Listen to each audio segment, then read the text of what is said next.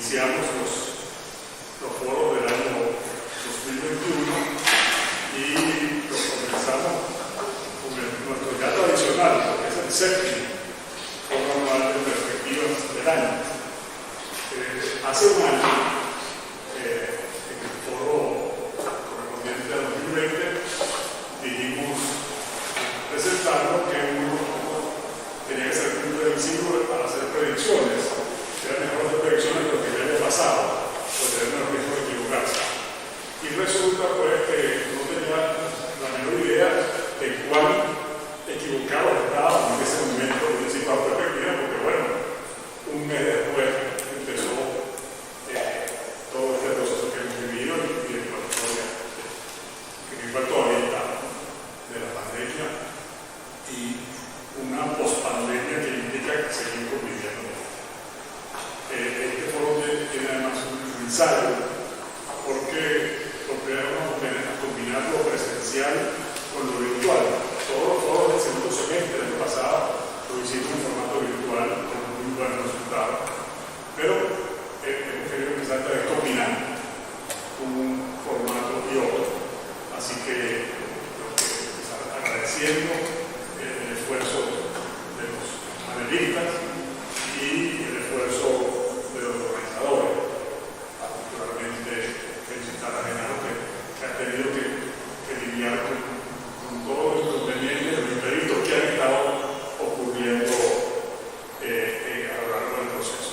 Tuvimos cuando la primera organización del foro a nuestro panelista Vladimir Villegas a hacer análisis de las perspectivas políticas del año, fue diagnosticado con COVID. Entonces, claro, allí el diferimiento o los sufrimientos venían a llevar para que Vladimir se repusiera. Habíamos ya decidido que los juegos se grabado, pero bueno, el diferimiento fue lo suficiente para que pudiera finalmente estar aquí en presencial. Sin embargo, con posterioridad, dos de las panelistas, Tamara Herrera y Claudia Rique, quienes efectivamente han de la exposición acerca de perspectivas económicas, Tamara, y de las perspectivas institucionales. Claudia, bueno, están quejadas de salud, no es COVID, pero no han podido estar aquí. Ambas grabaron con gran esfuerzo y hay aquí también un esfuerzo adicional de Genaro para poder organizar las cosas y que tengamos el foro de hoy. Bueno, y también, como saben, que le va a tocar hacer la presentación de las perspectivas internacionales. Resulta que el candidato original, propuesto por el propio mundo, era Sadio Gaviria, y resulta que Sadio, con las posiciones, encontró un chance para ir a hacer a su hija, finalmente que vive en el exterior y esto tuvo que viajar también. Así que hemos estado muy acontecidos. Pero en medio de todo, bienvenidos a los que están aquí, bienvenidos a los que nos escuchan, nos ven a través de internet. Muchas gracias. Y una cosita más. El resto de los eventos de este año, tanto los foros como los cursos, los talleres, ya empezaremos con los primeros talleres sobre el Estado de Derecho y la descentralización, que comenzaremos en Baruta y Los Arias en el próximo mes. Todos los eventos de este año van a estar alrededor de unos ejes temáticos. Y también las publicaciones que pensamos hacer con otros. Un eje temático de grupos vulnerables, que es mujer, juventud e indígenas. Un eje temático de economía y trabajo. Un eje temático de instituciones. Y habrá un grupo de trabajo para el seguimiento de los cambios del sistema internacional. Esos grupos, cada uno de esos temáticos van a tener grupos de trabajo ya constituidos por gente de la política, de la academia, de la sociedad civil, para presentarnos ideas acerca de qué hacer, cuáles serían las publicaciones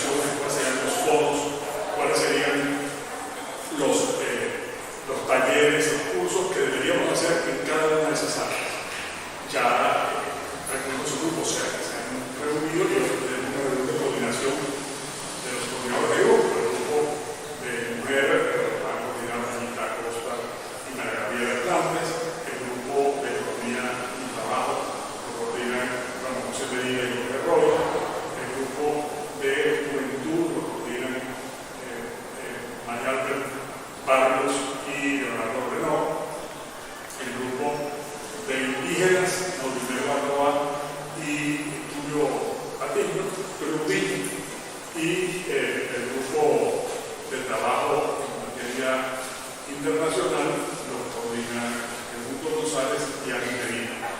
Así que ese conjunto de grupos de trabajo integrados por personas variadas de distintos sectores de la sociedad son quienes van a orientar en las actividades de este año. Yo quiero desde luego también, en nombre de todos los organizadores panelistas, aparte de a todos ustedes por su presencia, y quiero un agradecimiento muy particular al director de debate de hoy, al moderador de hoy, que es nuestro amigo José Luis Cartaya. Luis Cartaya es miembro fundador del instituto y estuvo de licencia durante 5 años porque fue llamado por la Asamblea Nacional a ser subsecretario. Fue una curiosa unanimidad en el mundo de los sectores democráticos. Fue pacíficamente elegido 5 veces como subsecretario de la Cámara. En algún momento, alguno de los actores de la cooperación internacional en apoyo a la desarrollo institucional de la Asamblea me dio una oportunidad, digo, no, oye, conversaste con Cartaya. Cartaya no es nuestro contacto en la Asamblea Nacional, Cartaya es la Asamblea Nacional. Me dijo, eso, por supuesto, es un poco hiperbólica la expresión, pero es una forma de reconocer el trabajo de José Luis.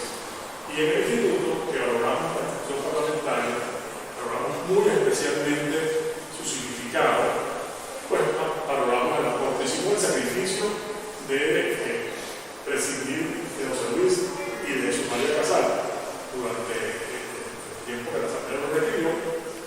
Ya su María está de vuelta, por cierto, y volverá a la junta directiva de la próxima Asamblea del instituto, y por cierto es el coordinador del grupo de trabajo de cuestiones culturales que mencioné antes. Y hacemos este sacrificio de no tener a José Luis y a José María, pero queremos aprovechar este acto de hoy para reconocer a Cartaya su cooperación. Entonces, bueno, con la modestia del medio del instituto, pues queremos entregar un diploma a que viene ese puesto de parlamentario del director, reconoce y agradece a su miembro fundador, José Luis Cartaya, su inestimable contribución al desarrollo del sistema parlamentario venezolano en su desempeño como subsecretario de la Asamblea Nacional entre 2016 y 2020, y lo firman a José Medina, Ángel Núñez y este secretario.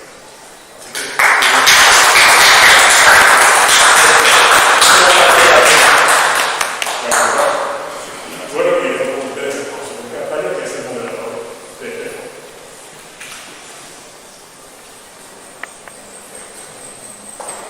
Simplemente darle la bienvenida a todos y el agradecimiento de su presencia en el Instituto de los Parlamentarios del Toro por estar aquí en la séptima Perspectivas 2021. Por los años que se hacen, pero no puedo dejar de darle agradecimiento tanto al doctor Aurelio como a todos los miembros del Instituto por este reconocimiento. Primero que es el primero, ¿no, doctor?, que hace el instituto. El segundo, George Lakoff recibió el primero hace unos años, cuando se iba del país, y ahora es la segunda vez. Así que no somos tan generosos, no lo van a reconocer. No, muchísimas gracias. Y estamos aquí para dar el reconocimiento, sino de las perspectivas institucionales, las perspectivas económicas, las perspectivas políticas y de las perspectivas internacionales. Como dijo el doctor Abreu, vamos a tener 2 de los ponentes, las ponentes de Fuerza Mayor, van a estar en video.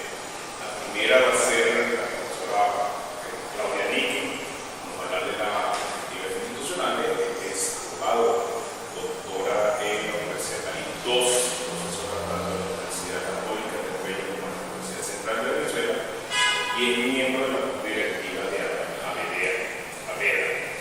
Ella nos va a hablar de las perspectivas institucionales y lo vamos a tener con video.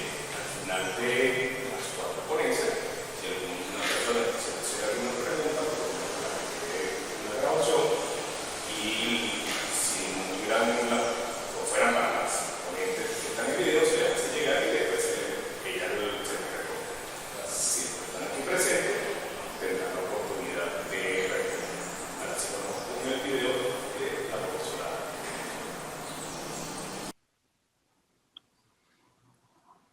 Buenos días. No puedo comenzar estas breves palabras sin agradecer al presidente del Instituto de Estudios Parlamentarios, Fermín Toro, e individuo de número de la Academia de Ciencias Políticas y Sociales, Ramón Guillermo Aveledo, querido amigo por demás, su amabilísima invitación a participar en esta jornada Perspectivas 2021. Lamentablemente no puedo hacerlo de manera presencial, pero de igual modo trataré de transmitirles lo mejor posible lo que entiendo es la perspectiva institucional de Venezuela para este año. Para eso, voy a volver al pasado, tratar de describir el presente y terminar con una mirada sobre lo que podría ser la articulación o desarticulación institucional venezolana este año 2021. Antes de comenzar, una advertencia. No me voy a referir a aspectos institucionales relacionados o que dependan de la comunidad internacional, salvo superficialmente y solo si es necesario. Ya se hablará en este evento sobre la perspectiva internacional de manera particular. Como acabo de anunciarlo, esta breve presentación comienza con una mirada al pasado, entendiendo que de esas aguas vienen estos lodos, como se dice. Cuando hablo de pasado, me refiero a la desinstitucionalización del Estado que se sustentaba sobre la Constitución de 1961 por una parte, y por la otra, a la ilusión de una reinstitucionalización fundada en la llamada Constitución de 1999. Prometo que trataré de ser breve. La Constitución de 1961, el contrato social en que ella consistía, entró en fase crítica a finales de los años 80, principios de los años 90, del siglo XX.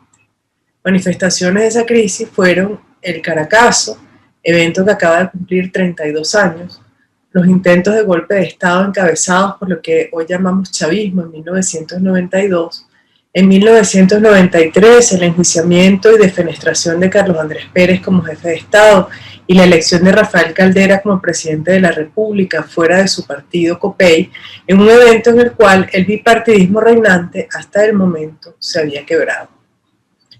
Ese último gobierno de la llamada Cuarta República fue un gobierno variopinto, multipartidista, a partir del cual la llamada izquierda venezolana comenzó a gobernar.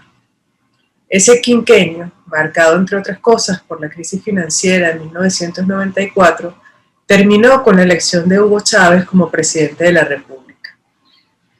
Más allá de su discurso dirigido a los pobres históricamente explotados por los ricos corruptos, Hugo Chávez centró su campaña electoral en la convocatoria de una asamblea constituyente para conformar una nueva república, la Quinta República. De hecho, al momento de la toma de posesión, se negó a prestar juramento de ley y, al contrario, juró sobre la moribunda Constitución convocar una asamblea constituyente para transformar el Estado, etc. Hay que decir que días antes la Sala Político-Administrativa de la Corte Suprema de Justicia había autorizado a Hugo Chávez para convocar su asamblea constituyente con base en la Ley Orgánica del Sufragio y Participación Política, que establecía un referendo consultivo, para lo cual lo disfrazaron de derecho inherente a la persona humana y se escudaron tras el pretexto de que la soberanía popular es ilimitada. Por supuesto que no voy a contarles todo lo que pasó desde el 2 de febrero hasta el 30 de diciembre de 1999. Solo decir que en ese periodo de tiempo se procedió a la organización del referendo mediante el cual se convocó a la constituyente y se aprobaron las reglas inherentes a su composición y mandato. Se eligió uninominalmente a la asamblea, que en casi 100% tuvo composición oficialista.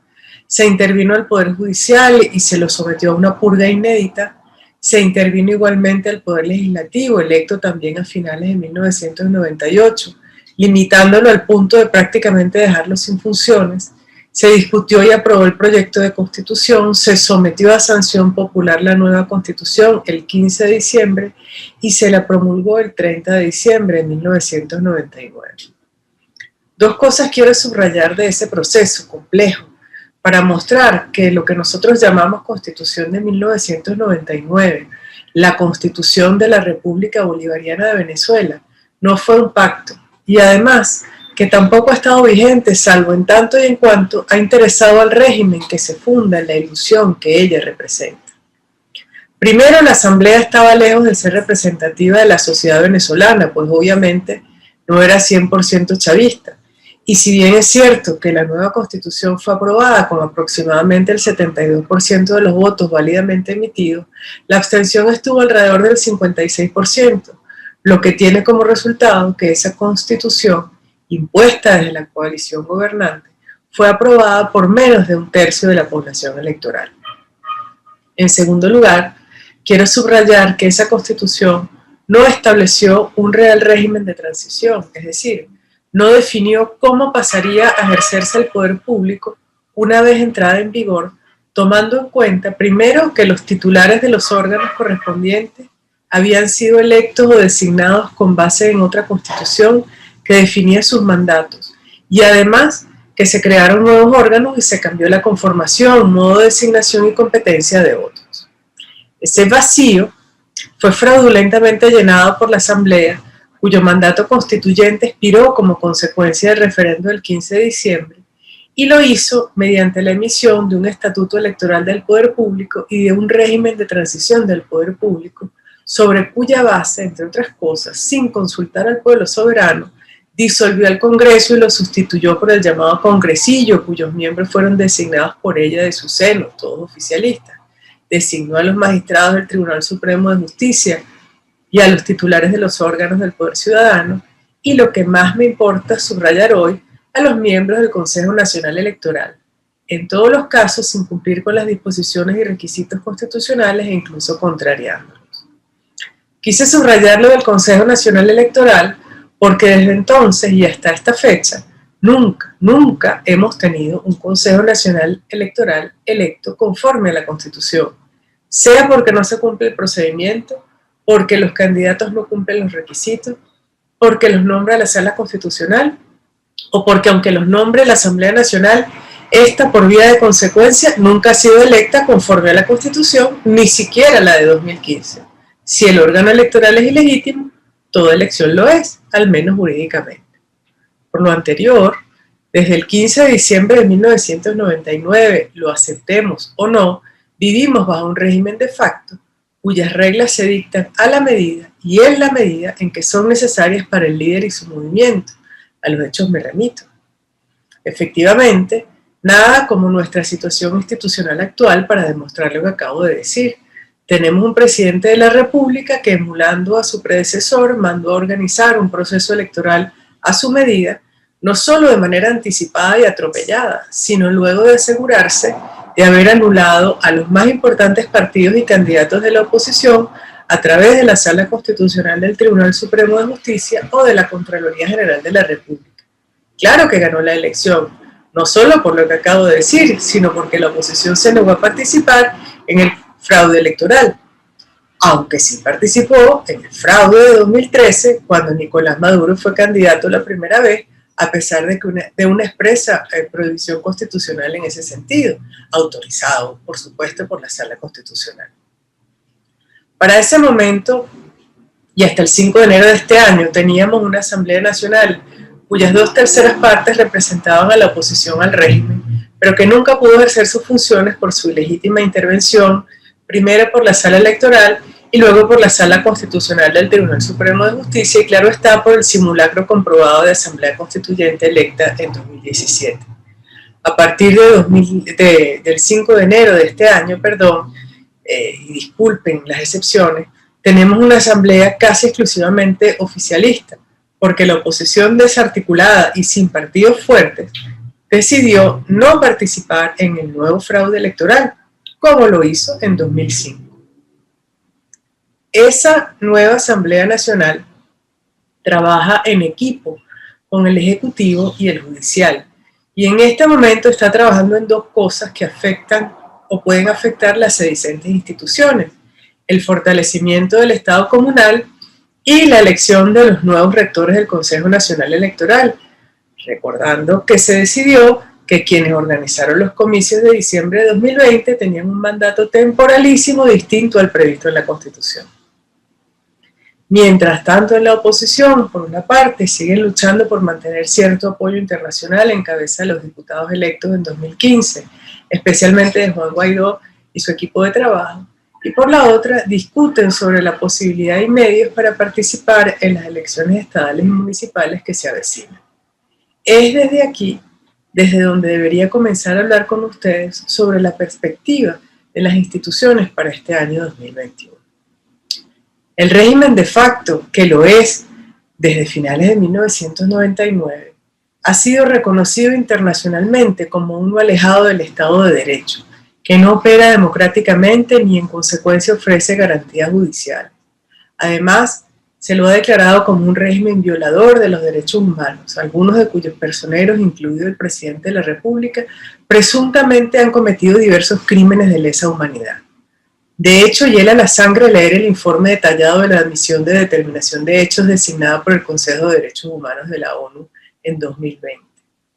Por eso, venir aquí a hablarles del Estado comunal, en cuya construcción ha fallado el régimen desde 2007, que viene intentando imponerlo, y sus peligros para la forma federal del Estado, de la autonomía municipal, o de las elecciones estadales y municipales con un nuevo Consejo Nacional Electoral designado por una ilegítima Asamblea Nacional y la participación o no de la oposición en las mismas, me parece un ejercicio vacuo.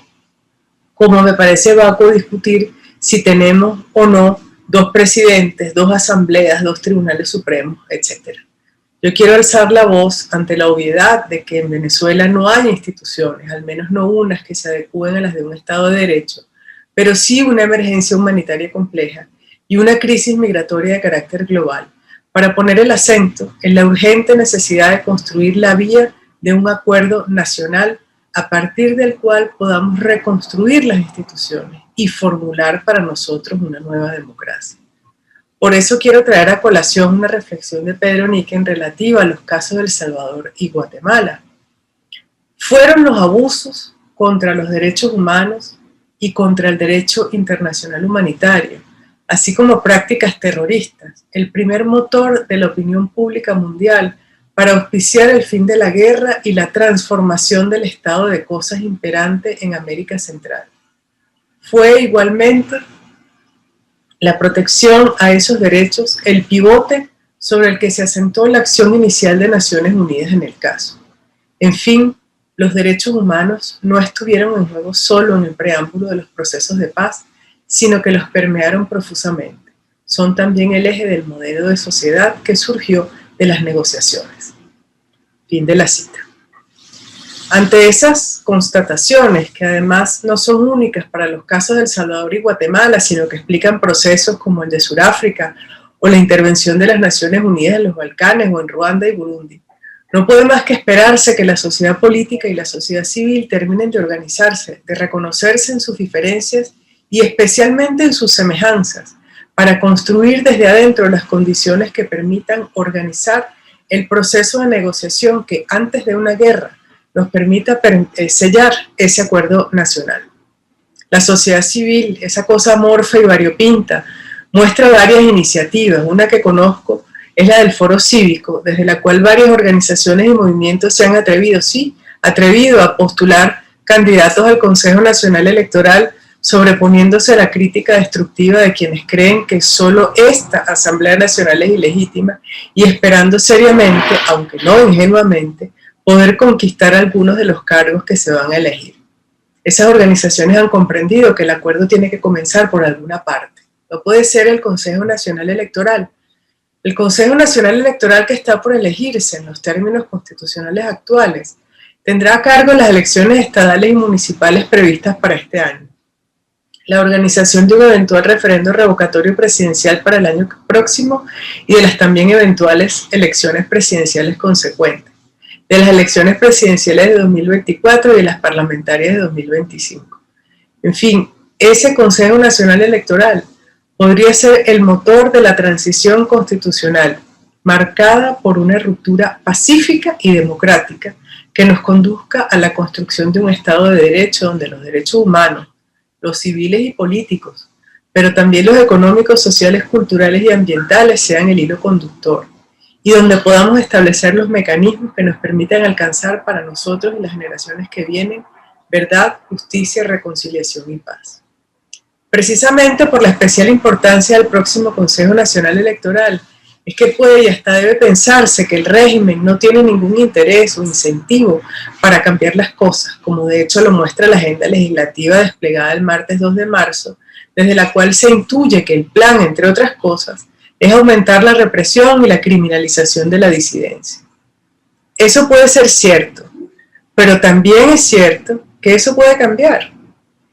¿Cómo? Poniendo al régimen en la posición de que no negociar le resulte más costoso que negociar. Ahora mismo, aunque en la realidad el régimen no tenga un claro interlocutor del lado opositor, tema que hay que resolver con urgencia, tendría interés en negociar. Los temas de derechos humanos ya aludidos, que implican responsabilidades personales, las sanciones económicas impuestas por los Estados Unidos y la Unión Europea, entre otros, los juicios por narcotráfico, todo eso en otras esferas ha tenido peso suficiente para convencer al régimen en cuestión de la necesidad de negociar, de cambiar. ¿Por qué no aquí? Claro que es indispensable, insisto, que la sociedad política y la sociedad civil, que son mucho más grandes que el régimen, se articulen en torno a la necesidad del acuerdo nacional para que la presión internacional que puedan ejercer organizaciones multilaterales y estados individualmente considerados puedan efectivamente funcionar. De otra manera, no solo seguiremos en la misma situación, sino que la situación será peor. La comunidad internacional no va a actuar por nosotros, sin nosotros. Quizás la audiencia esperaba otro contenido para esta intervención, pero de nuevo, repetir cosas que ya sabemos o responder preguntas que no podemos responder porque no hay respuesta correcta no me pareció útil. Es hora de hablar de las instituciones desde esa nueva área del derecho constitucional que se ocupa de estudiar la construcción de las instituciones de un Estado de Derecho, de decir que para llegar allá hay que pasar por lo que llamamos transición constitucional y que sin ruptura no hay transición, que la consecuente reconstitución supone la concreción de un contrato o pacto social, de uno que sea verdaderamente tal, y que para que ese pacto subsista, tienen que operar los mecanismos de lo que hoy se llama justicia transicional para acabar con la política de impunidad y hacer prevalecer los derechos humanos, la dignidad del ser humano. Quiero terminar estas palabras citando nuevamente a Pedro Niken, quien en su discurso de incorporación a la Academia de Ciencias Políticas y Sociales de noviembre de 1997 expresó lo siguiente: ¿por qué las materias resueltas por enemigos militares para poner fin a su confrontación no pueden ser objeto de acuerdo por quienes tienen la responsabilidad de decidir en paz y en democracia sobre las transformaciones del Estado venezolano? Dice el refrán que nadie aprende por cabeza ajena, pero yo rehúso aceptar esa sentencia negativa de todo sentido constructivo y esperanzado de la historia. Los hombres de pensamiento, quienes reflexionan con seriedad sobre su entorno, sí aprovechan la experiencia ajena. Lamentablemente, la mayor parte de los actores a quienes ha correspondido y corresponde acometer la puesta en práctica de los cambios cuya necesidad todos conocemos, son más bien hombres de pensamientos que cambian, se acomodan, se olvidan, se apagan o se los lleva el viento. Y termina ese discurso citando a Monseñor San Romero, esperando que la frase nunca fuera aplicable a Venezuela, pero que lamentablemente lo es. Queda poco margen para soluciones pacíficas, racionales, y hay que urgir a todos los que puedan hacer algo para que esta solución pacífica y racional lleve adelante los cambios y no haya necesidad del baño de sangre que se ve venir. Ojalá que se comprenda que ha llegado la hora de la construcción de la paz y, parafraseando el mismo discurso, de la paz que no es apaciguamiento sino genuina conquista de la esperanza, de una conquista que se edifique sobre el propósito mancomunado de recuperar para un pueblo la justicia, la libertad y sobre todo la dignidad. Es la hora de la paz como paradigma de la política. Ojalá que el trabajo que se está haciendo desde la sociedad civil, el Foro Cívico y otras iniciativas, y también desde algunos espacios de la sociedad política, incluidas las fórmulas de participación en las elecciones estatales y municipales, se mantenga en el tiempo, se fortalezca y sea suficiente para convencer y construir no solo la esperanza, sino también la oportunidad real de un mejor país. Sería un gran error, un error histórico, no apuntar en ese sentido y seguir defendiendo microscópicos y cada vez más inútiles espacios de poder mientras el país, nuestro país, sigue cayéndose a pedazos. Muchas gracias.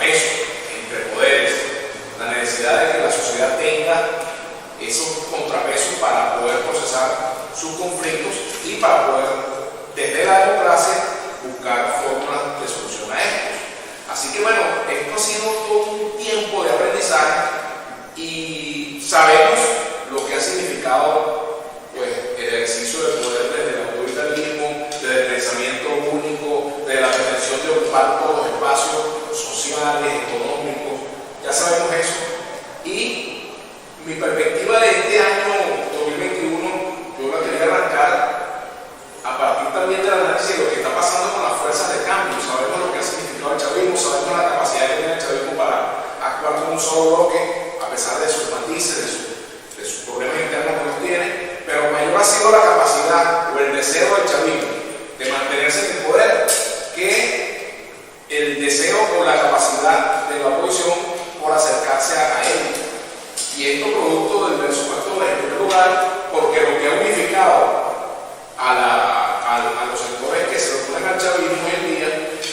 de un proyecto del país ha sido precisamente el antichavismo. El cuestionamiento de este modelo, sin que haya surgido dos cosas que para mí son clave en esta situación. Uno, un modelo alternativo real, que yo creo que no lo hay, un modelo alternativo que unifica la Unión Europea venezolana, no lo tenemos, ¿verdad? Y en segundo lugar, una estrategia de poder que vaya de la mano precisamente de partidos políticos sólidos, de un liderazgo político que discuta, de un liderazgo político que hable de democracia pero que la practique en su seno, ¿verdad? Para poder precisamente llegar a acuerdos, sumar factores. Y entonces, evidentemente, esa ha sido una de las dificultades que yo he visto, ¿verdad? Hay una gran capacidad, y que eso se parece a la izquierda surgida en los años 60 y de los 70 y 80 también, y esos batazos. Una gran capacidad para ahondar en las diferencias, en lugar de promover las coincidencias, los acuerdos. Una gran capacidad para la sustitución del argumento por la descalificación. Una gran capacidad para abonar el terreno del sectarismo y no el de la real unidad. Por eso vimos cómo, lamentablemente, naufragó una experiencia exitosa como lo fue la Mesa de la Unidad Democrática. Por cierto, los gobiernos y los entonces tuvieron un rol fundamental en esa experiencia y al final condujo precisamente al mayor logro que ha tenido la fuerza opositora de Venezuela en estos 20 años, como fue la conquista de la mayoría en la Asamblea Nacional en el año 2015. Una conquista que luego, a mi modo de ver, pues se malbarató y ya hemos visto los resultados y que derivó pues precisamente en el abandono de algo que es fundamental y que yo creo que es la tarea de la fuerza democrática en este tiempo que se avecina. El abandono de la ruta electoral provocada por todas las maniobras del gobierno, con todos los aditivos que ya conocemos, ¿verdad? El autoritarismo, uso del poder, militarismo, corrupción, represión, todos esos elementos que están ahí presentes. Pero también, bueno, alimentada de la falta de coherencia y de la falta de claridad de la fuerza política con respecto a cuál es el camino a seguir. Entonces, evidentemente, a esto nos trajo el 2021, este momento político que vivimos hoy. Un momento en el cual la oposición, los factores de cambio, bueno, están debilitados. Y esa es la fortaleza del gobierno. La fortaleza del gobierno hoy, del gobierno de Maduro, algunos lo llaman régimen, ¿no? ¿Verdad? Tiene que ponerlo lo que les da gana.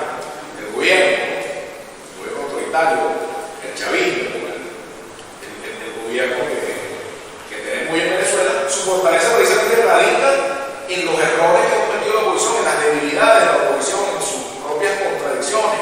Y ese ha sido ese cargo público. Entonces, claro, este año, por ejemplo, arrancamos, para no seguir en todo lo que ha pasado, porque creo que es importante hacer ese señalamiento, arrancamos con un gobierno que logró un objetivo, sean legítimas esas elecciones o no hayan cumplido con las normas, con las reglas, hayan violado incluso el principio de la representación proporcional, que ahora es desproporcional, como dice el PCB. Bueno, un gobierno que arrancó con la reconquista de ese espacio, de la Asamblea Nacional, ¿verdad? Y bueno, nos guste o no, y esa oposición, bueno, que tenemos hoy, ha venido en estos años como la guagua de reversa, como esa canción de Juan Miguel.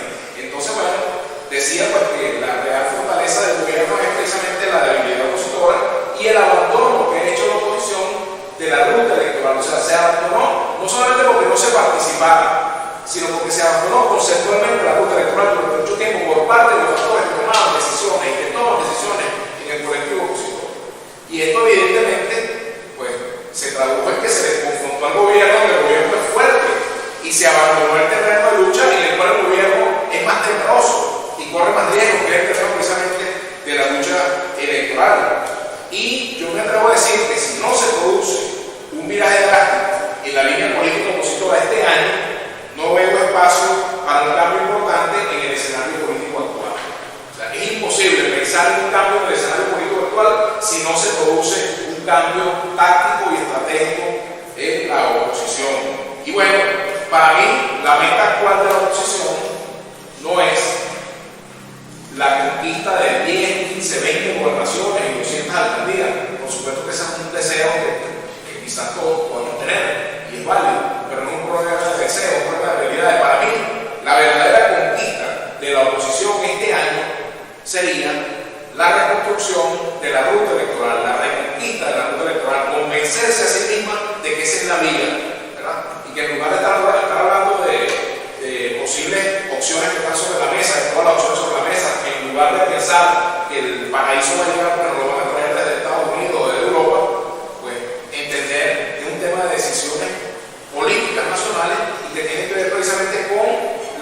visión a sí misma y al electorado de que la ruta es electoral. Ese es mi punto de vista.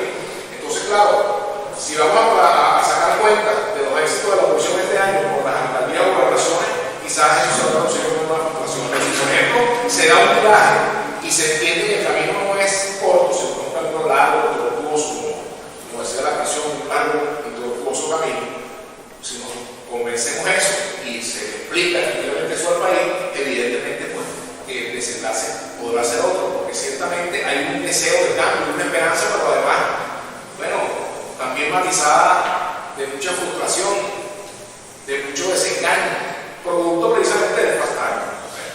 Lo mismo que en el pasado dijeron que el socialismo estaba a la vuelta de la esquina, hoy dicen, o muchos de ellos, pues, quizás hoy dirían más o menos lo mismo. El Chávez verde ya, el Maduro verde ya, es decir, el inmediatismo como política no le dio resultados a la izquierda, ni le está dando resultados a las fuerzas que se le oponen al chavismo, que no son todas de derecha. A mí me gusta decir, ni todo el chavismo, ni toda la izquierda está en el chavismo, ni toda la derecha está en la oposición, porque hay un país variopinto que se opone, que es mayoría, de un 80%, que es digamos, el partido de oposición más grande de Venezuela, el descontento. Ahora, ese partido no le pertenece a las 4, ese partido no le pertenece a la mesita, ese partido está allí, digamos, un movimiento social, bueno, que está a la espera de una política y a la espera de un liderazgo que no tiene necesariamente que ser un liderazgo nuevo en cuanto a personas que sustituyen a otras, sino un cambio en el liderazgo, un cambio de política. Y bueno, si eso viene con nuevos líderes, perfecto, pero eso no pasa por un problema de la comprensión de la política desde lo generacional. No, es que esta generación fracasó como tal, tiene que venir otra, ¿verdad? Relevo. Entonces tendríamos que decir que el liderazgo del E4 no es ejercido, porque los tres líderes del E4 son los viejos entonces, Leopoldo López, Julio Borges, etc. Se vencieron. No, el problema es que la política se desgastó, esa política fue derrotada. Mientras no se suma que eso fue así, evidentemente pues, las perspectivas de cambiar de aquí en adelante no van a ser reales. Ahora, también es importante que entendamos que el gobierno ha convertido a la abstención en otra de sus fortalezas. O sea, el gobierno ha sabido buscarle la herida a la oposición, sabe, le conoce la caída, ¿verdad? Y esta es una oposición que lamentablemente cayó presa del abstencionismo, me refiero a la mayoría de opositores, porque se nos vendió la idea de que había otra vía mucho más fácil, de que desde fuera se podía hacer la tarea, de que con un golpe de mano se podía resolver el problema. Se le enviaron mensajes confusos a la Fuerza Armada. Primero se le mostraron prendas íntimas y luego después se les invitó a conspirar. Después se les sancionó y luego se les invitó también otra vez a conspirar. Se generaron acontecimientos como los del 30 de abril que se tradujeron pues, en más desmovilización, fracaso. Fíjense ustedes que es un momento de irrupción de las calles, de crecimiento de la protesta, y eso amainó cuando comenzaron a presentarse agendas alternativas en Colombia. Eso apagó ese movimiento. Lo infiltró el gobierno, probablemente, pero también fue precisamente el inmediatismo, la irresponsabilidad de creer que se podía sustituir a un movimiento de masa por un golpe de comando. Entonces, claro, evidentemente el Partido Socialista de Venezuela y Maduro seguirán estimulando este tiempo, la abstención, seguirán estimulando la división opositora, ¿verdad? Seguirán estimulando la creencia de que no hay nada que hacer, de que este juego se acabó, de que no hay soluciones, y esa es su fortaleza, digamos, desde el punto de vista incluso psicológico, ¿verdad? Es lo que les permite nadar solos en esa piscina y bueno, ver un movimiento de fuerzas que quieren cambiar Venezuela acorralado, desmoralizado, dividido, con gran desconfianza entre ellos, ¿verdad? No sé cuánto tiempo me va a quedar, pero bueno, aquí vuelvo a tocar un caderano, ¿sabes? Que no hay mucha, tenemos esa tentación de caderano. 10 minutos, a ver. 10 minutos, no 10 minutos. ¿Ah? No te queda tiempo. No, voy por 10, me quedan 5. Me quedan 5, sí. Entonces, bueno, ¿qué pienso yo puede pasar este año, salvo que ocurran acontecimientos, digamos, imprevistos, como siempre suele ocurrir? Que aquí no traemos una bola de cristal, sino que estamos viendo las distintas posibilidades. Por supuesto, creo que también el chavismo va a vivir sus episodios difíciles en la selección de candidatos. Hay una sola lucha interna también allí, pero bueno, cada dirigente tiene sus propias aspiraciones, cada líder nacional tiene sus pupilos en las regiones, y bueno, el propio Diosdado Cabello, en estos días en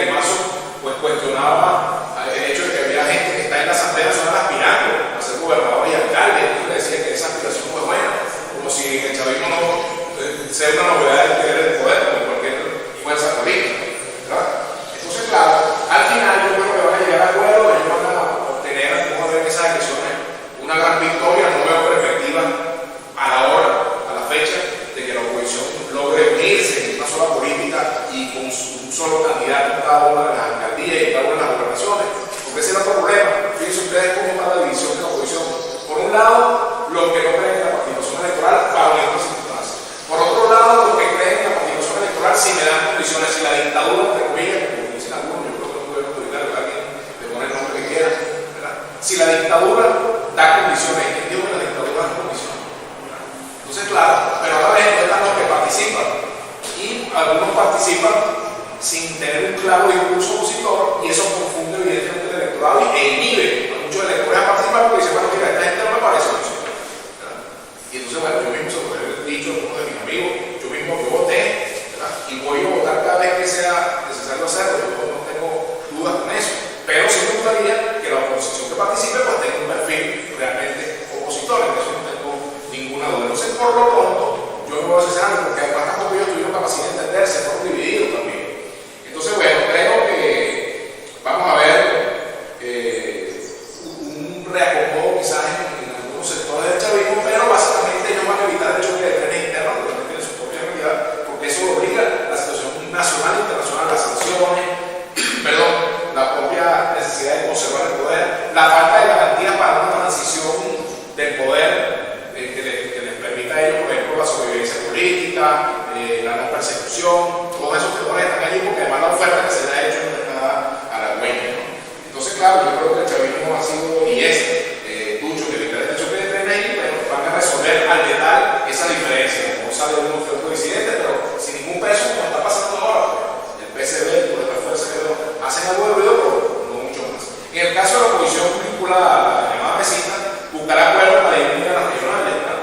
Sin chance de dar en gobernaciones, pero sí quizás en algunas alcaldías. Yo creo que ellos pueden ganar por su cuenta algunas gobernaciones, salvo, bueno, quizás en el caso de Táchira, si se ha unido en el caso de Esparta, si logran unirse, si se logra resolver el conflicto adentro. Por cierto, en gran medida la suerte electoral de la oposición en este momento depende de la solución del conflicto interno, porque adentro el imaginario es muy importante. Si ellos llegaran a la solución del conflicto interno, que no es fácil, pues la perspectiva sería evidentemente otra, ¿verdad? Bueno, ellos son blancos y se entienden. Ya terminando, seguirá creciendo el protagonismo político no partidista, las fuerzas distintas a los partidos, ONG, gremios profesionales, gremios incluso del sector económico, que cada día van a tomar más interés en la política, y eso lo vemos en la lista de postulados para el CNE, ¿verdad? Y lo vamos a ver quizás en las postulaciones para gobernaciones y alcaldías, porque bueno, los partidos realmente se han quedado con cargadores vacíos, además inmersos en su pugna interna y sin un real ejercicio de la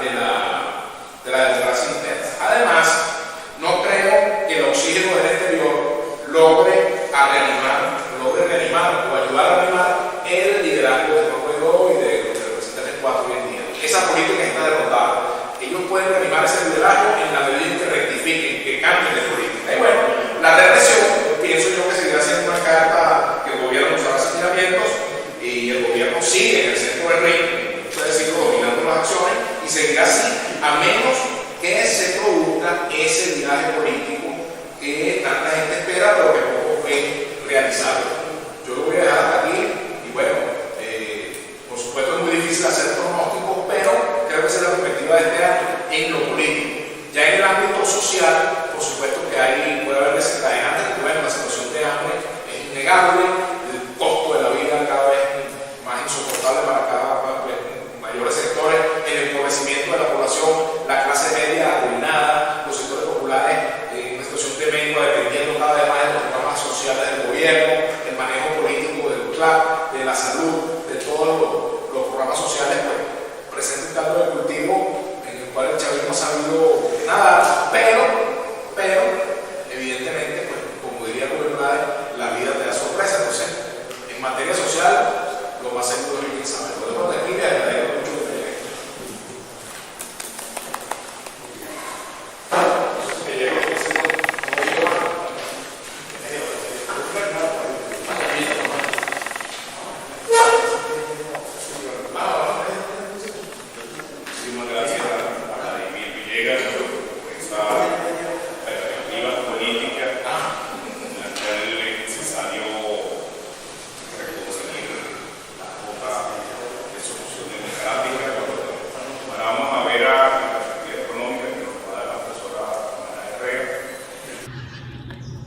Muy buenos días. Primero que nada quiero agradecer al Instituto de Estudios Parlamentarios Fermín Toro por esta invitación. Al mismo tiempo me quiero excusar por no estar presente acompañándolos y he recibido la idea de comunicarme a través de un video que espero que sea breve, compactar algunas ideas brevemente en este video para dejar sobre la mesa algunos temas que seguramente discutirán de manera muy interesante en el resto de la mañana. Se llama este encuentro Perspectivas del 2021. Yo creo que la pregunta que tenemos que hacernos es si el 2021 es un año, es un simple hito o es realmente un punto de inflexión. ¿Cuál es la foto del país al 2021, abriendo el 2021? Bueno, es un país enormemente disminuido, hemos pasado ya por 7 años de contracción, ya ustedes lo saben. No sé si saben que los 2 últimos años son 2 récords sucesivos de contracción económica de 28% y de 32 o 33 nuestras estimaciones para el 2020.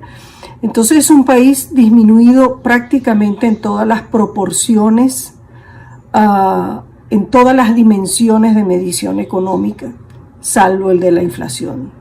Eso no está disminuido y seguimos transitando un territorio, en el territorio de la hiperinflación, con la inflación más alta del mundo. Ese es el tipo de récord que tenemos delante. Esa foto de un país que tiene esta disminución me parece interesante porque da idea de la dimensión del rescate requerido, que es distinto a lo que eventualmente podemos esperar hacer o ver hacer en el corto plazo. Esa disminución ha llevado, yo creo que el indicador más común citado y detrás, es más citado por los economistas, pero que detrás de él está un verdadero retrato de la situación económica, es ese Producto Interno Bruto que ha caído enormemente. Ese Producto Interno Bruto tiene hoy el tamaño que tenía hace 50 o 60 años nuestra economía. Eso quiere decir que el producto per cápita, el ingreso per cápita está disminuido a los niveles de esos años, es decir, estamos hablando de 50 o 60 años atrás, estamos hablando de 2 generaciones atrás, y estamos hablando que hace 2 generaciones esa economía tenía 9 millones de personas, según el año que tomes. Si tomas otro puede ser entonces tan poco como 4, pero tomemos los 9 millones. Eso quiere decir que hoy que tenemos 28 millones en el país, porque 5 millones y medio están fuera, quiere decir que esa es una economía que tiene un rasgo distintivo particular, que es la exclusión de toda esa población, de la diferencia entre 28 millones y los 10 millones que eventualmente hubo en realidad en los años 50. Cuando uno dice excluido, es que quiere decir que no está incorporado cabalmente a la economía como productor, como consumidor. Quiere decir que es informal o desempleado. Quiere decir que está en vísperas de emigrar. Es un verdadero drama cuando se habla de ese indicador de Producto Interno Bruto disminuido a ese tamaño. Son 2 generaciones de tamaño perdido. Esa inflación récord es la que nos está acompañando porque tiene un problema gravísimo de estabilidad en la economía, que está asociado a un desempeño macroeconómico desacertado y prolongado. Y la pregunta es, sin profundizar en el resto de los indicadores de este drama, para no consumir estos minutos en eso, uno lo que piensa es qué es lo que requiere la economía para salir de ese tipo de dimensiones. Se requiere, por supuesto, un plan que tiene que ser de estabilización. La estabilidad debe ser el nuevo paradigma, no del gobierno, no del planificador. Tiene que ser el paradigma de la sociedad, y eso requiere un trabajo comunicacional y hechos continuos que abonen ese terreno de la estabilidad. Entonces tiene que ser un plan económico de estabilización y de restauración de los desequilibrios macroeconómicos. Eso es lo que va a permitir una recuperación sólida, sostenida, de largo plazo, que es lo que hace muchísimos años Venezuela no tiene.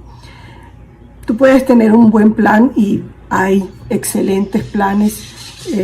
Colegas economistas, el más reciente de los esfuerzos de compactar un buen plan económico es el hecho por Luis Zambrano Cecchin y Leonardo Vera.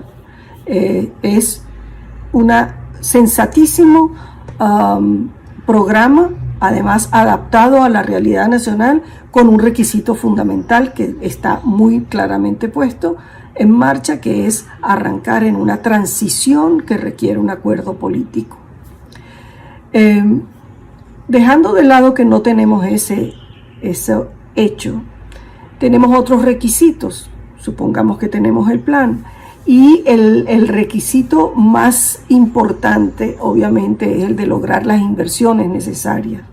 Para las inversiones necesarias tú necesitas dinero. Es decir, nos dijo hace muchos años, como 20 años, un ministro de planificación nos dijo que nos quitaríamos los inversionistas a sombrerazos, y se cumplió esa palabra. Los inversionistas están ausentes, igual que los financistas están ausentes de Venezuela. Incluso los países aliados están ausentes de un financiamiento como el que se requiere para poner al país en otras condiciones, no para medio avanzar.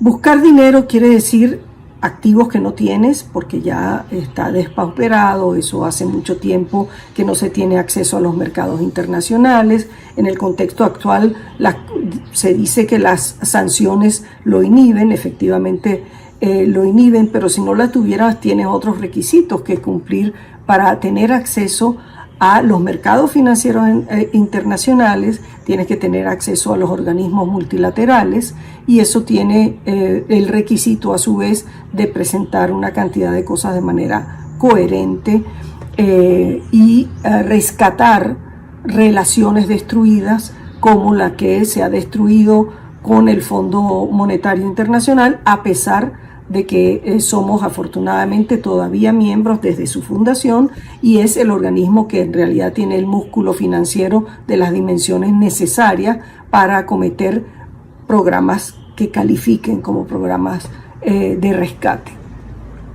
Necesitamos, para tener dinero, socios buenos. Cuando decimos socios buenos, tienen que ser socios que entren en condiciones respetables, en un contexto respetable donde está la mayoría de los países, y cuidar muy bien de que las condiciones en la desesperación de búsqueda de inversiones no estén fomentándose alguna forma casi de colonización. Y para que el dinero venga, sea prestado o como socio, tú tienes que tener una cosa muy grande, muy repetida, pero es fundamental, que es la credibilidad. Sin eso no vamos ni a crecer, y tanto menos a estabilizarse, que es el requisito previo de arrancar una senda de crecimiento sólido. La credibilidad es construir expectativas de largo plazo, expectativas positivas de largo plazo. Y para eso tú tienes que tener una institucionalidad muy sólida, una institucionalidad compatible con el mundo que se mueve, no con el mundo que se aísla.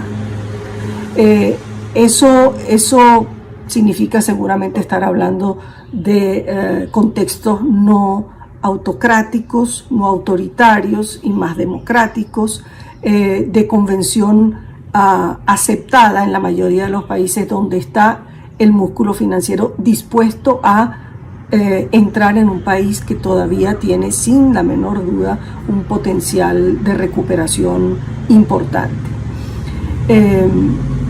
esa credibilidad es en realidad el mayor reto que tiene el gobierno, porque el gobierno lo que cuenta ahora o lo que ha, su desempeño es una cosa, su desempeño reciente ha estado apuntando a reconocer, y ese es un colateral de la restricción financiera del último par de años con las sanciones, lo ha llevado a flexibilizar, a ceder espacio, a desmontar controles de manera gradual. Todo ha sido hecho de una manera, de la manera de un gobierno que está de algún modo está atrapado en su propio pasado y tiene que caminar con mucha cautela en la dirección correcta. Y para rescatar y para iniciar ese camino y darle sostenibilidad y credibilidad a esa flexibilización que está adelantando en la búsqueda de inversiones supuestamente en forma acelerada, sobre las cuales uno puede ser algo escéptico, no cuenta sino con la ley antibloqueo, y esa no es una ley que atrae a los inversionistas buenos. La oscuridad no atrae, la transparencia sí atrae, la institucionalidad clara sí atrae, el marco jurídico claro sí atrae. El gobierno tiene que convencer que él está convencido de ese camino que quiere transitar. Tiene que dar credibilidad, porque significa desandar un camino que estuvieron andando. Es como el refrán venezolano, tanto nadar para quedar en la orilla, y ahora primero repeler la inversión internacional con un comportamiento de políticas públicas que era refractario, y era, si se quiere decir, arrogante. Ahora tenemos que rescatar esa inversión y volver la economía petrolera a llamar a la inversión privada, volver a rescatar el clima de negocios con el sector privado que fue demolido, y por eso es que no entra ese capital en cualquiera de sus formas. Entonces tiene que convencer de ese cambio, y ahí tiene un reto muy particular, porque los planes tienen que ser claros, las direcciones tienen que ser claras, los instrumentos tienen que ser claros, el marco legal tiene que ser claro, y no verbaliza claramente el camino que va a transitar, porque tiene un problema interno en su espacio político, su espacio partidista, de convencer que no hay un retroceso ideológico importante. Y esta dualidad, estos discursos ambivalentes o incompletos, le quitan eficacia a cualquier paso en la dirección correcta de la política económica. Por eso es que vamos a estar transitando un camino que apunta en la dirección correcta, pero no es un camino claro, es un camino empedrado, es dudoso y muy desigual y desequilibrado. No estamos hablando del crecimiento de los negocios de rápida recuperación, de los cuales están a la vista mucho, al punto de encandilarse uno con la cantidad de bodegones o restaurantes que pueden estar atraídos por esta facilidad de importar en Venezuela, con una moneda sobrevaluada que está, por lo demás, continúa debilitando a la industria nacional. Entonces esa industria nacional es la que ahora se le está dando desde el 2019 un espacio para crecer, pero dentro de una política antiinflacionaria que es todavía enormemente recesiva. Entonces vamos a estar transitando ese camino que aparenta ser ir en la dirección correcta, pero con menor eficacia. También hemos llegado a este punto donde todas estas empresas que lograron sobrevivir los años de la hiperinflación en la cual todavía estamos, más la restricción del crédito tan severa que se aplicó desde el 2019, más el COVID del 2020, todas las dificultades que se han ido solapando una superponiendo una sobre otra, tiene una economía que ha agarrado esa dimensión para sobrevivir, se empequeñeció y está en mejor capacidad de transitar algunas empresas, buena cantidad de empresas, este camino tan difícil que ahora se abre en vista de que el gobierno tuvo que ceder espacio. Si no se desdice en ese tránsito, podríamos estar bien encaminados, aunque no califique como un verdadero plan de rescate. Como se supone, esperan de los economistas siempre algún número. Yo lo que quiero decir básicamente es que el 2021 sí, para algunos es tocar fondo, para algunos sectores en términos de crecimiento económico será tocar fondo, es decir, dejar de caer. Otros van a comenzar a recuperarse, otros ya lo hicieron desde el segundo semestre del 2020, comenzaron ese proceso, pero hay una enorme desigualdad en las condiciones de fortaleza del sector. Así que de una caída de 32%, entre 30 y 33%, que seguramente será el resultado que supongo nos publicará en algún momento el Banco Central de Venezuela, entonces vamos a pasar a tener una caída que estará en el orden del 4 o 5%.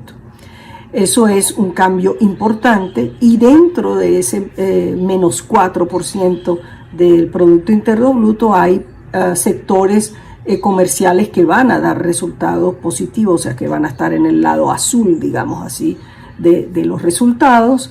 Igual creemos que hay, aparte del sector comercial, creo que hay algunos sectores de la industria manufacturera que debido a ese proceso dolorosísimo de reducción del tamaño, ya están en mejores condiciones de crecer ahora. Eso creo que va a dar lugar entonces a ese resultado de unos sectores que van a crecer y un resultado general de menos 4, y en el 2022, si este camino se aclara más y se sostiene, y ojalá se produzca el acuerdo necesario para ir al paso que las necesidades de la mayoría de la población requieren, pues entonces en el 2022 estaremos sí ya en el área de crecimiento económico, pero no con la fuerza requerida si los cambios no son de la profundidad que realmente demanda la situación nacional. Y en materia de inflación, bueno, creo que vamos a seguir reportando nuestro pronóstico de inflación es que vamos a estar cerca del 2000% en este año. El 2020 fue una inflación, según nuestros cálculos, de 2.500. El Banco Central publicó una de 3.000. Pero estamos todos más o menos en la misma página los que hacemos estas estimaciones de inflación. Así que va a haber una desaceleración de la inflación, pero es una desaceleración frágil. Y por medio están las carreras políticas que de nuevo siempre van a estar interviniendo y pueden eventualmente sacar del camino de la muy severa contracción fiscal que ha puesto en práctica el gobierno a lo largo de los años, prácticamente expulsando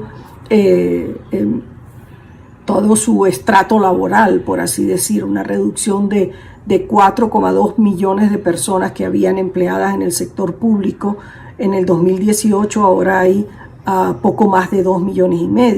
Así ha sido la corrección tan fuerte y prolongada. Eso es un ajuste doloroso y prolongado el que se le ha impuesto a la economía.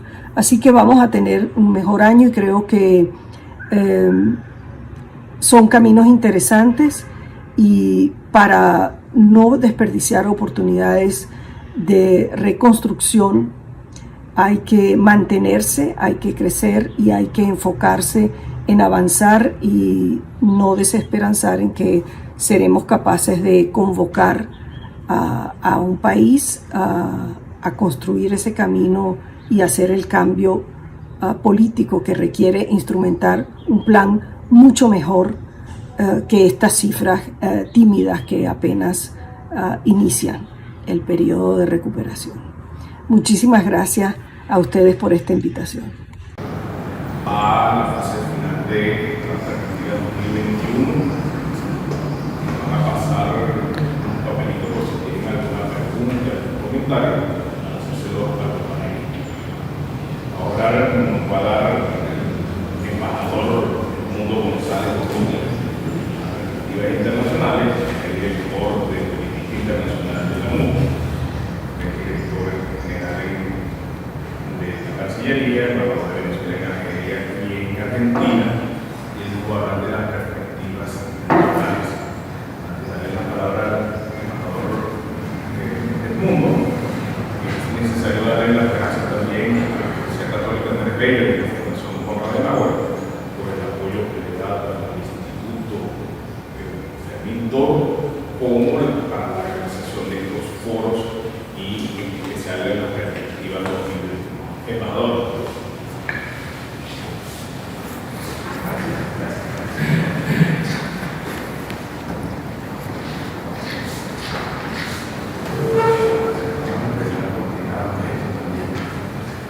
Mucho más fácil para buenos días y muchas gracias por esta presentación.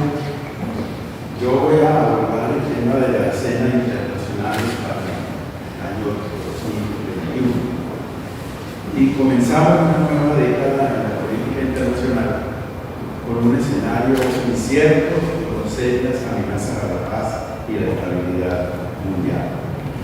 Veamos tan solo lo que ocurrió hace muy pocos días en la República Democrática del Congo con grupos rebeldes que atacaron con un convoy de las Naciones Unidas y en donde falleció el embajador de Italia. Ya lo decíamos hace poco tiempo, cito, este año se plantea de nuevo lleno de incertidumbres muy propios de los reacomodos que se han venido produciendo en la escena política y económica mundial, al impulso de nuevas concepciones de poder, de la proliferación del arsenal nuclear, del auge del terrorismo, la irrupción de corrientes populistas, la xenofobia, las olas migratorias, la guerra cibernética, la expansión de expresiones proteccionistas en el ámbito comercial, por citar tan solo algunas manifestaciones. Si el fin de la década pasada estuvo cargada de conflicto, la que iniciamos se perfila no menos inquietante. Según la firma de análisis de riesgos de Eurasia Group, el año 2021 se presenta, cito, con múltiples amenazas geopolíticas, económicas, sociales y sanitarias, como una pandemia que aún condiciona la repercusión económica. Si bien América Latina figura en el 10º puesto de los probables riesgos mundiales, según la consultora antes citada, el descontento social será un factor clave en los procesos electorales que tendrán lugar este año en la región. Agreguemos a esto el impacto de la pandemia, cuyos efectos se harán sentir aún después de iniciar la vacunación, con un legado de altos niveles de endeudamiento público, desempleo y descontento social. Por si fuera poco, las tensiones de los Estados Unidos con China, Irán y Corea del Norte, el aumento del gasto militar, los estragos de la crisis migratoria y la crisis venezolana con unas proyecciones que espantan de cercanas a los niveles del éxodo de Siria, la cuestión del cambio climático, el auge del fenómeno populista en varias regiones del mundo, la amenaza separatista, la incorregible corrupción y sus efectos desestabilizadores, el creciente descreimiento en la democracia y la ola de protestas ciudadanas son algunas señales cuyos efectos se harán sentir en las relaciones internacionales en un futuro próximo. Este año tendrán lugar varios acontecimientos políticos de interés en nuestro hemisferio, comenzando por una nueva administración en los Estados Unidos que tomó posesión varios procesos electorales que incluyen elecciones presidenciales, parlamentarias, regionales, municipales y consultas populares en varios países, cuyos resultados podrían provocar no solo reacomodos geopolíticos, sino que marcará la agenda internacional en los años por venir. En efecto, el año 2021 comienza con un nuevo ciclo electoral en América Latina. Países como Argentina, México, Honduras, Perú, Ecuador y Chile tendrán elecciones presidenciales o legislativas en medio de una crisis sanitaria y en un contexto de alta polarización y fragmentación política. Y también de fuertes cuestionamientos a las instituciones democráticas. El ciclo comenzó con las elecciones presidenciales en Ecuador y seguirá Perú en venidero inmediato. Algunos de estos procesos electorales apuntan al eventual resurgimiento de los llamados gobiernos progresistas, iniciados en 2008 con el triunfo de López Obrador en México, seguido de la victoria de Alberto Fernández y la Kirchner de la Argentina en 2019. Y más recientemente el retorno del MAS al poder en Bolivia en la persona de Luis Arce en octubre pasado. Quedan en suspenso los resultados de la segunda vuelta de los comicios en Ecuador, así como la constituyente en Chile en el mes de abril, las presidenciales en Perú y hacia el 2022 la eventual candidatura de Gustavo Petro en Colombia.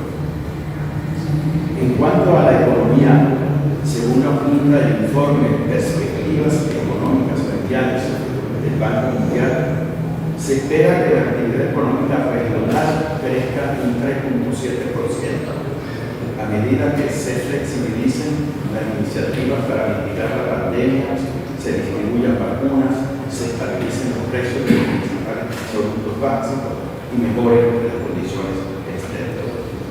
Por su parte, el informe anual de riesgos globales del Foro Económico Mundial y el Foro de Davos, al analizar los 10 mayores riesgos para el año 2021, coloca a los asuntos medioambientales como protagonistas, entre estos las temperaturas extremas, la pérdida de la biodiversidad, fallo de la acción climática. A esto se agregan las enfermedades infecciosas como el COVID-19. Un escenario menos optimista es el que nos plantea la Secretaría Iberoamericana, cuyas predicciones son una caída del PIB regional en el orden del 10%, lo que aunado un ascenso en los niveles de desnutrición, de pobreza y de la desigualdad, significa un retroceso de 30 años. De todos modos, no son pocos los que afirman que la década que comienza será extremadamente dura. Los desafíos serán colosales, ya que en paralelo a esta crisis económica enfrentamos retos aún mayores como la cuarta revolución industrial, los desafíos del cambio climático y la necesidad de repensar la globalización. De tal forma, a un año de haberse iniciado la crisis sanitaria del coronavirus, el mundo observa con preocupación el impacto de una pandemia que ha introducido cambios sustanciales, no solo en el nivel de la sociedad y en nuestra forma de relacionarnos con las demás personas, sino en las relaciones internacionales y en la eventual reconfiguración del orden mundial. Para algunos, esta coyuntura creará un mundo menos abierto, menos próspero y menos libre, como resultado de un manejo inadecuado de la crisis en términos sanitarios y de un liderazgo incompetente. Para otros, se trata del colapso de la gobernabilidad global, por lo que pareciera poco probable que volvamos a ver una globalización mutuamente beneficiosa. Otro dato no menor y ciertamente preocupante en los años por venir es el creciente retroceso democrático y el auge de los autoritarismos. Hemos visto cómo algunos gobiernos se han valido de la crisis sanitaria para solicitar poderes extraordinarios, sin reparar que tales medidas de emergencia deben ser provisionales, contar con aprobación legislativa y bajo criterios de proporcionalidad, a fin de evitar las desviaciones o abusos que pongan en peligro los derechos de las personas.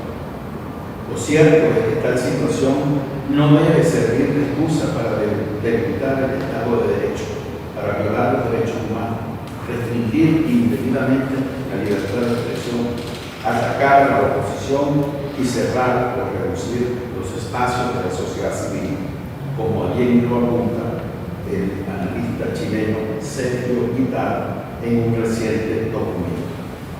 Para decirlo de otra manera directa, la crisis no otorga a las autoridades un cheque en blanco para hacer cualquier cosa. Veamos lo que ocurrió este domingo pasado en el pulgarcito de América, como llamó Gabriela Mistral a El Salvador, el país más pequeño de nuestro continente. Por cierto, sobre esto hay toda una disputa acerca de si fue ella u otros dirigentes u otros managos. Este personaje que ganó a razón las elecciones legislativas obtuvo el mayor número de diputados en la historia política de El Salvador, al amparo de un desencanto colectivo de los ciudadanos por la clase política. Permítanme una cruda cita del diario El País España, fechado el 1 de marzo, que describe muy bien lo ocurrido hace 4 días en El Salvador. Cito: Bukele es el resultado de la putrefacción política y el desencanto colectivo. Hace 3 años, una encuesta del Latinobarómetro de 2018 reveló que El Salvador era el país de América que menos importancia le daba a la democracia. Apenas el 28% de la población la apoyaba. Según encuesta, el 54% de la población le daba lo mismo vivir en una democracia que en una dictadura. Con todo, ese presidente, el más joven del continente, ostenta uno de los más altos índices de popularidad, 71%. Otro asunto que nos debe llamar la atención en los próximos años es el desencanto ciudadano del gobierno ante la incapacidad para resolver los problemas y el creciente papel que están asumiendo las Fuerzas Armadas, ya no solo en materias que son propias, como es la seguridad, sino en cuestiones de orden público, logística y otras actividades. Pensemos en países como México, donde las Fuerzas Armadas juegan un papel clave en la seguridad interna, o en Brasil, donde es notoria la presencia militar en el gabinete ejecutivo, o en la misma Venezuela, donde la impronta militar a nivel de la administración pública, el ilegítimo poder legislativo y los gobiernos regionales es inmovilizable. Sea como fuere, la verdad es que la perspectiva para los próximos años, como bien lo afirma Carlos Marabú, analista del prestigioso Real del Canto, conformará lo que él llama un tercer shock mundial. El primero fueron los atentados del 11 de septiembre del 2001 contra las Torres Gemelas en Nueva York. El segundo fue la crisis financiera del 2008 con la quiebra de Lehman Brothers, y una tercera ola atribuida a la pandemia del COVID-19. Todo lo dicho anteriormente nos conduce a plantearnos algunas interrogantes de cara al futuro. ¿Estaremos presenciando la desvalorización o el fin del multilateralismo? ¿Hasta dónde puede llegar el descreimiento en la democracia? ¿Podríamos pensar en un auge de los gobiernos populistas? ¿Cuáles podrían ser las transformaciones en la economía global? Dejo la respuesta a esta interrogante para una nueva oportunidad. Pero permítanme ahora que pasemos la página para revisar rápidamente el escenario internacional y Venezuela de cara al 2020. ¿Cuáles son o serán las coordenadas de la política internacional en la que nos corresponderá presentar. En un escenario geopolítico regional de cambios importantes, con una Cuba inmersa en una nueva crisis económica que recuerda a los tiempos del llamado periodo fiscal, un dirigente como Lula, dispuesto a seguir en la lucha política, aunque sin el liderazgo de otros tiempos. Evo Morales fuera del poder en Bolivia, tratando de alcanzar su sobrevivencia política, pero con su partido de nuevo en el poder. Nicaragua, acusada por un creciente descontento popular frente a una pareja presidencial desacreditada. Una Venezuela inmersa en la peor crisis política, social y económica por muchos años. Un gobierno en Argentina que aún no define sus líneas estratégicas en cuanto a las alianzas internacionales. Y un México indiferente que pretende encerrarse en la vieja doctrina extraña de la no intervención, avisoramos un futuro incierto para la escena regional. Según el índice de transformación de la Fundación Bertelsmann de España, que mide 3 dimensiones del movimiento político, el saber, la democracia, la gobernanza y la economía, ya para el año 2020 se apreciaba inequívoco síntoma de un retroceso en la democracia, la gobernanza y la economía venezolana. Este retroceso o fatiga democrática se profundizó, advirtiéndose rasgos de una frágil institucionalidad, conflicto entre el poder del Estado y un desmesurado papel de las Fuerzas Armadas, al tiempo que se acentuaba la conflictividad social, la radicalización del discurso político y la polarización. De la fatiga democrática hemos pasado a lo que Manuel Alcántara Sáenz define como la cuarentena democrática, un tiempo en el que se agudizan los conflictos institucionales, se cercenan las competencias de los órganos legislativos y la preeminencia del poder ejecutivo. Mientras no ocurran los cambios políticos que aspiramos la gran mayoría de los venezolanos, seguiremos observando una política exterior errática y de confrontación, que acentuará la tendencia de años anteriores en términos de un creciente desprestigio y alejamiento de Venezuela en la escena internacional.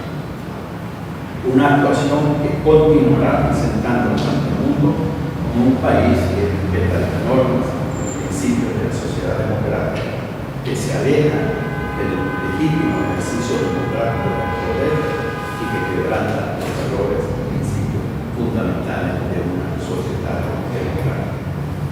Apreciados amigos, iniciamos un nuevo año con una nutrida agenda internacional que coloca a Venezuela en el centro de la atención mundial. Así, el caso venezolano ya ha entrado en la agenda del Consejo de Seguridad de la ONU, donde se han realizado varias reuniones informales para abordar la crisis humanitaria. La Organización de los Estados Americanos ha adoptado igualmente varias resoluciones en ese mismo sentido y su secretario general ha producido al menos 4 informes en los que advierte sobre la consolidación de un régimen dictatorial en el país y denuncia la ruptura del orden constitucional, la degradación de las condiciones de vida de los venezolanos y una sistemática violación de derechos humanos. Hace pocos días, el Parlamento Europeo aprobó por amplia mayoría una nueva resolución de rechazo a la Asamblea Nacional Oficialista elegida el 6 de diciembre, en unos comicios que han sido rechazados por buena parte de la comunidad internacional, de apoyo a la legítima elegida en diciembre de 2015 y del reconocimiento a Juan Guaidó como el presidente interino de Venezuela. Al mismo tiempo que hace un llamado a la negociación política. En línea similar, una resolución de los ministros europeos de Relaciones Exteriores, adoptada el pasado lunes 26 de febrero, afirmaron que, cito, la única salida a la crisis en Venezuela es reanudar la negociación política con prontitud y establecer urgentemente un proceso de transición y diálogo liderado por Venezuela que conduzca a elecciones locales, legislativas y presidenciales inclusivas y transparentes. A su vez, el Grupo de Lima viene haciendo incontables esfuerzos por propiciar una solución política al drama venezolano, y en la misma línea se está moviendo el Grupo Internacional de Contacto. Este es, pues, el escenario real donde nos encontramos hoy, en el que un enfoque multilateral de la crisis, la negociación y la celebración de elecciones presidenciales libres, justas y verificables pareciera ser la clave para construir una solución al problema. Muchas gracias por su atención.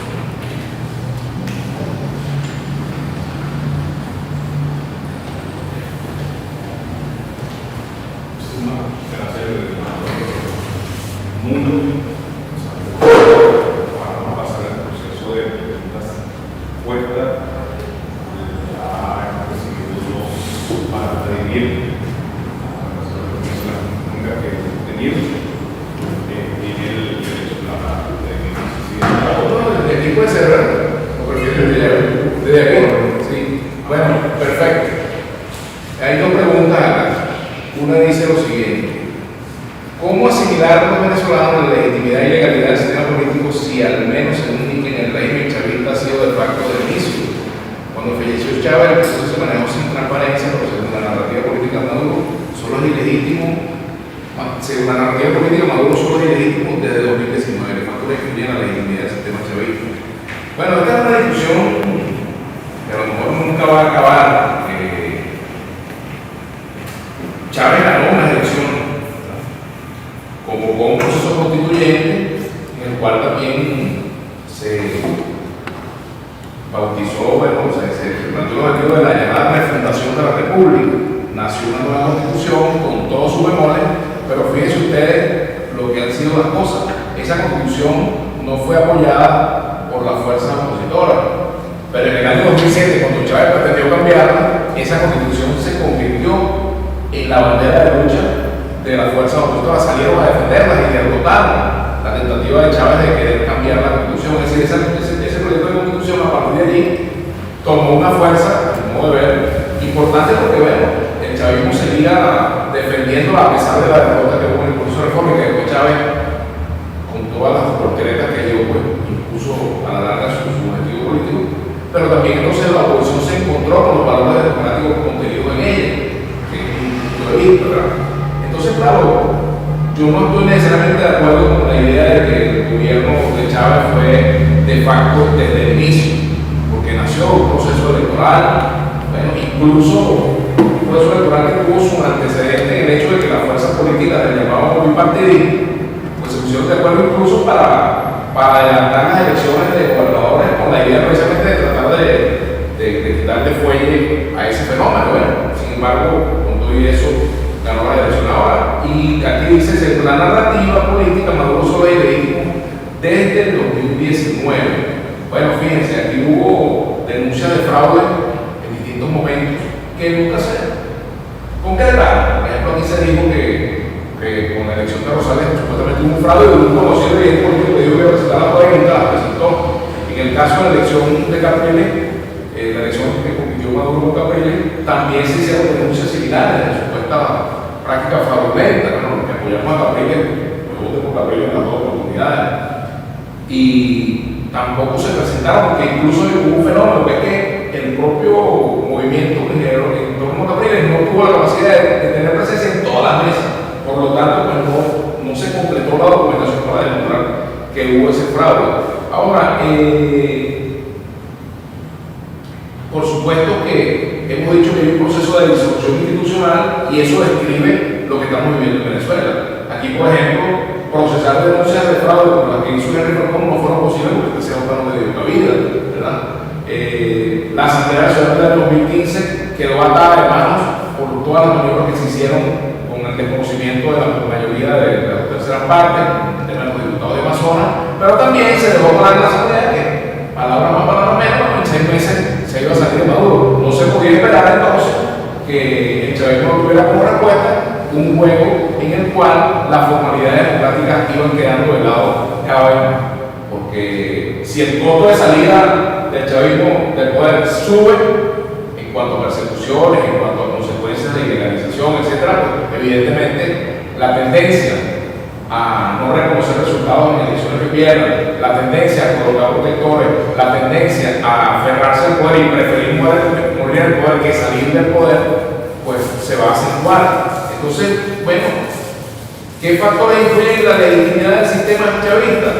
Bueno, es un tema de visión política. Yo creo que evidentemente es un gobierno que se ha apartado de las prácticas democráticas, se ha profundizado esto en el gobierno de Maduro más que en el propio gobierno de Chávez, se ha profundizado, pero también hemos visto que se ha profundizado la idea de que se puede salir del gobierno por vía no democrática, por vía no pacífica. Entonces, en medio de esa agenda es obvio que la democracia es un valor devaluado tanto en quienes se mantienen en el poder como en la mayoría de las dirigencias que pretenden sustituirlo, porque hablan de democracia, como yo lo he dicho, pero tampoco la práctica de su seno. Aquí no hay debates en los partidos, aquí no se toman decisiones en cuanto a direcciones políticas desde hace mucho tiempo. Aquí, por ejemplo, hoy quienes se quejan de las decisiones judiciales en materia de control de los partidos, ayer acudieron a él. Ahí está el ejemplo de lo que pasó en la de Timoteo y con el Ramos, por ejemplo, pero también está el ejemplo de Copey, que se autojudicializó, ¿verdad? Y luego, bueno,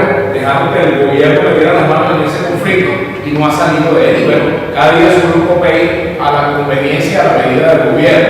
Entonces, evidentemente, pues, los factores de legitimidad vienen dados, bueno, por el abandono de las formas constitucionales. O sea, un gobierno vacío de la voluntad popular y un resultado electoral se puede ir legitimando en el camino en la medida en que abandona formas constitucionales, en la medida en que contribuye al proceso de disolución institucional, en la medida que se aparte del voto constitucional y, bueno, en la medida en que se apoya en la fuerza para el logro de su objetivo. Y eso es lo que lamentablemente estamos viendo. Otra pregunta por aquí, para ir respondiendo rápidamente. ¿Cuál cree que puede ser el punto de encuentro entre las distintas visiones de la oposición de cara a las regionales? ¿Es posible unificarse en una ruta en común? Bueno, yo no digo que es posible, es necesario. Sin la unificación en una ruta en común, el chavismo tendrá el mandado hecho por mucho tiempo en Venezuela. Aquí pensar que hay un sector de la oposición que tiene la franquicia, que tiene el oposicionómetro para decidir quién es opositor y quién no, es un error. Y creo que esa ha sido una de las graves metidas de pata de la dirigencia. Fíjense ustedes, el G4, que era llegó a ser toda la coalición de la Mesa de Unidad Democrática, derivó en un G4, que terminó siendo en muchos casos un G2. Entonces a veces estamos en manos de dos G2, el del oficialismo y el G2 de la oposición. Entonces las decisiones terminan siendo tomadas por dos personas, por tres personas, ¿verdad? Incluso en medio de la interferencia de factores internacionales. Aquí ha habido una doble mirada frente a esto, una doble moral. Nos hacemos locos frente a determinadas injerencias internacionales dependiendo si nos gustan o no. Y entonces hemos dejado de lado el hecho de que los venezolanos somos los que tenemos que resolver nuestro conflicto. Yo sí creo que es necesario buscar fórmulas de unidad. Y para mí, ¿cuál es el criterio para el reencuentro? El rescate de la vía electoral. Para mí,